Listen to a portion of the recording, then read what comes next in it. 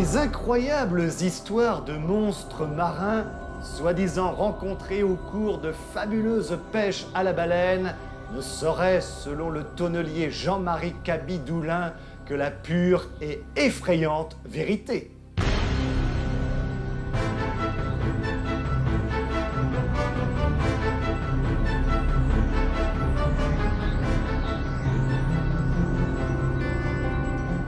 Cette nouvelle aventure de Jules Verne commence dans le port du Havre. Le capitaine Bourcard, commandant du navire baleinier Saint-Enoch, s'impatiente de pouvoir lever l'ancre pour partir dans une longue campagne de pêche. Deux hommes essentiels manquent en effet à son équipage, un médecin et un tonnelier. Aux yeux du capitaine Bourcard, l'un était plus indispensable que l'autre. Voyez-vous, affirme-t-il à un ami, il est plus utile d'avoir un tonnelier pour soigner les barils que d'avoir un médecin pour soigner les hommes. Des barils, cela exige sans cesse des réparations, tandis que les hommes, ça se répare tout seul. D'ailleurs, est-ce qu'on n'est jamais malade à la mer? Un jeune médecin, le docteur Filleul, finit par se présenter auprès du capitaine Bourcard. Il ne reste donc plus qu'à trouver un tonnelier. Sous les conseils du médecin, le capitaine du Saint-Enoch se décide, avec beaucoup de réticence, à proposer cet engagement à maître Cabidoulin, malgré le fait qu'aucun autre capitaine ne consentirait à l'embarquer. « Pourquoi ?» demanda le docteur Filleul. « Parce que c'est un prophète de malheur, monsieur Filleul, parce qu'il est sans cesse à prédire sinistres et catastrophes. Parce qu'à l'entendre, quand on entreprend un voyage sur mer, ce doit être le dernier et on n'en reviendra pas. Et puis, des histoires de monstres marins qu'il prétend avoir rencontrés. Voyez-vous, monsieur Filleul, cet homme-là est capable de démoraliser tout un équipage. » Mais le capitaine Bourcard n'a pas d'autre solution que d'embaucher Jean-Marie Cabidoulin. Et lorsque ce dernier embarque sur le Saint-Enoch, il est accueilli par le maître d'équipage, Mathurin Olive. « Hé, vieux, te voilà donc !»« Voilà, dit l'autre. Et toujours avec ta satanée idée que ça finira mal. Très mal, répondit sérieusement le tonnelier. Bon, reprit Mathurin Olive. J'espère que tu nous épargneras tes histoires. Tu peux compter que non. Le lendemain, le 7 novembre 1863, le Saint-Enoch quittait enfin le Havre. Lorsque Jules Verne se met dans l'écriture de ce roman, cette toute fin du 19e siècle, nul doute qu'il se replonge avec émotion dans ses souvenirs d'enfance à Nantes, alors l'un des principaux ports baleiniers de France. D'ailleurs, plusieurs des personnages du Saint-Enoch n'ont-ils pas des noms nantais, tels entre autres celui du maître d'équipage Olive, qui fait référence au capitaine Olive, qui avait été engagé par Jules Verne pour commander son yacht, le Saint-Michel III, il y a maintenant de cela une vingtaine d'années. Le Saint-Enoch, après avoir descendu l'Atlantique, contourne l'Afrique australe et se dirige vers les eaux de la Nouvelle-Zélande. Lorsque le capitaine et les officiers se réunissent à l'heure des repas, ils causent des aléas de cette nouvelle campagne qui débutait finalement dans d'excellentes conditions pour se trouver en pleine saison des pêches. Avec ce roman, Jules Verne nous offre un véritable cours sur les techniques de pêche à la baleine pour récupérer les fanons et la précieuse huile de l'animal dans les barils de maître Cabidoulin. La première partie de la campagne sera d'ailleurs profitable au Saint-Enoch. Après les mers de la Nouvelle-Zélande, puis les îles Aléoutiennes, le Saint-Enoch viendra vendre sa cargaison d'huile de baleine dans le port de Vancouver. Mais si cette campagne de pêche commençait sous de bons auspices, maître Cabidoulin, lui, ne pouvait s'empêcher de raconter ses histoires favorites de monstres des mers. Les novices, la plupart des matelots, écoutaient le tonnelier qui ne cessait de les effrayer par ses histoires à faire dresser les cheveux sur la tête des chauves, comme le disait le charpentier Féru. Et pourtant, à force de ne rien voir, ne finirait-on pas par ne rien croire? Ayez soin de retenir votre langue, Cabidoulin. ordonna le capitaine Bourcard. « Et pourquoi, capitaine ?» répondit le tonnelier. « Au moins l'équipage sera-t-il prévenu, et lorsqu'il apercevra le serpent de mer ?»« Comment? Vous avez l'idée que nous le verrons, ce fameux serpent de mer ?» Pas de doute à cela. Et pour tout avouer, Jean-Marie Cabidoulin était si affirmatif que non seulement les novices du bord, mais les matelots en venaient à croire aux menaçantes prédictions du tonnelier. Qui sait si le capitaine Bourcard parviendrait à clore la bouche d'un homme si convaincu.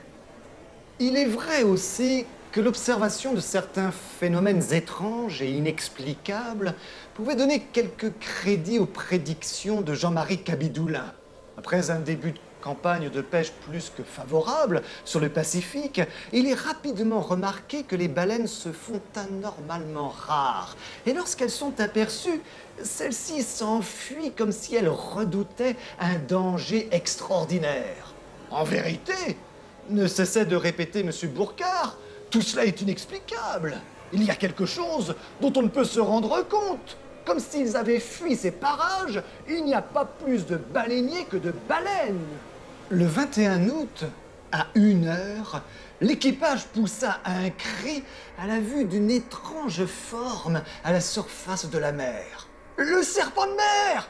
Le serpent de mer !» Sa tête, énorme, paraissait pourvue d'une épaisse crinière et sa queue était en longs zigzags et son extrémité se relevait parfois. Le capitaine donna l'ordre d'aller observer de plus près ce monstre avec 2 pirogues pour savoir à quoi s'en tenir. Tous les yeux suivaient les embarcations. Elles s'avançaient en douceur et ne furent bientôt plus qu'à une demi-encablure du prodigieux animal. Et chacun s'attendait à ce qu'il se relevât brusquement. Le monstre demeurait immobile. Ce n'était qu'une algue gigantesque, dont la racine figurait une tête. Et lorsque Maître Olive dit au tonnelier, en ne lui épargnant pas ses moqueries, « La voilà ta bête, le voilà ton fameux serpent de mer, un paquet d'herbes, une sargasse ! Eh bien, y crois-tu encore, vieux ?»« Je crois ce que je crois, » répondit Jean-Marie Cabidoulin, « et on sera forcé de me croire un jour ou l'autre. » Pourtant, dans les jours suivants, de nouveaux phénomènes étranges se produisirent. Une tumultueuse agitation anormale de la mer se fit brutalement sentir, et il sembla même que l'on entendit de formidables hennissements. Le Saint-Enoch arrive enfin près de la côte du Kamtchatka et vint mouiller dans le port de Petropavlovsk. Et c'est là qu'un événement extraordinaire va frapper d'épouvante les pêcheurs Tutsis de cette région à la vue d'un monstre marin gigantesque. À les entendre, cet animal ne mesurait pas moins de 300 pieds de long et, ajoutaient quelques-uns, était armé de pinces formidables comme un énorme crustacé. N'était-ce donc pas Jean-Marie Cabidoulin qui avait raison contre tout le monde ? Et alors, M. Bourcard, ses officiers, son équipage, commencèrent à se demander si ce n'était pas la présence du dit monstre dans ces parages du Pacifique Nord qui avait provoqué la fuite des baleines. Il est décidé de reprendre la mer et partir en reconnaissance. Si une partie de l'équipage finit par commencer à croire en l'existence de ce monstre, d'autres persistent à douter. Mais quelle gloire pour le bâtiment et l'équipage qui parviendraient à purger les parages d'un pareil monstre. Mais ils ont beau chercher, Maître Cabidoulin avait beau fouiller du regard l'océan, nulle trace de serpent de mer ou autre animal fantastique. Il est toutefois à noter que des débris étaient parfois aperçus à la surface de la mer, des restes de pirogues, des coques de navires en dérive. Et ce qui était à noter, c'est que ces navires paraissaient avoir péri à la suite de collisions. Enfin, la vigie repère un gigantesque cétacé, et le Saint-Enoch se met en chasse du mammifère marin, concurrencé, il faut le faire remarquer, par un autre baleinier. Mais soudain, Des sifflements d'une extrême violence déchirent l'espace. La mer fut extraordinairement troublée. Et au milieu d'horribles mugissements, la mer se dénivela comme si une éruption sous-marine en eût troublé les profondeurs. L'équipage du Saint-Enoch vit alors l'autre navire baleinier soulevé par une énorme lame, tout comme s'il s'agissait d'un gigantesque monstre dont la tête aurait été engagée sous le navire.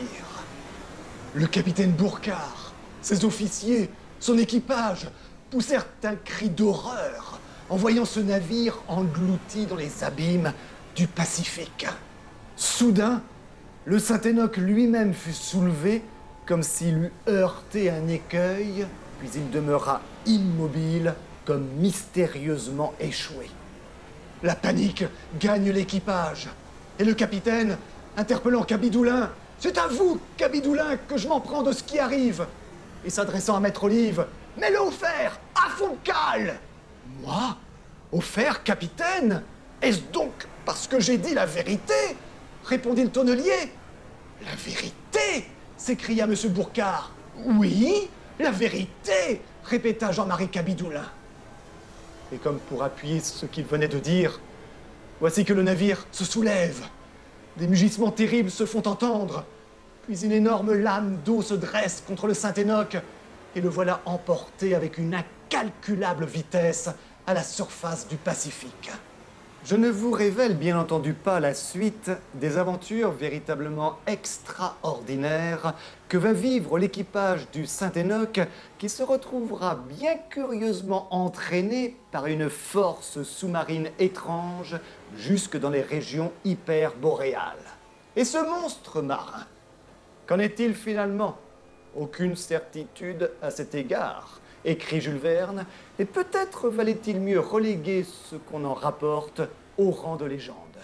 Quant au tonnelier Cabidoulin, cette aventure n'avait que renforcé son opinion, et désormais, dans ses sempiternelles histoires, revenait sans cesse le récit des aventures du Saint-Enoch.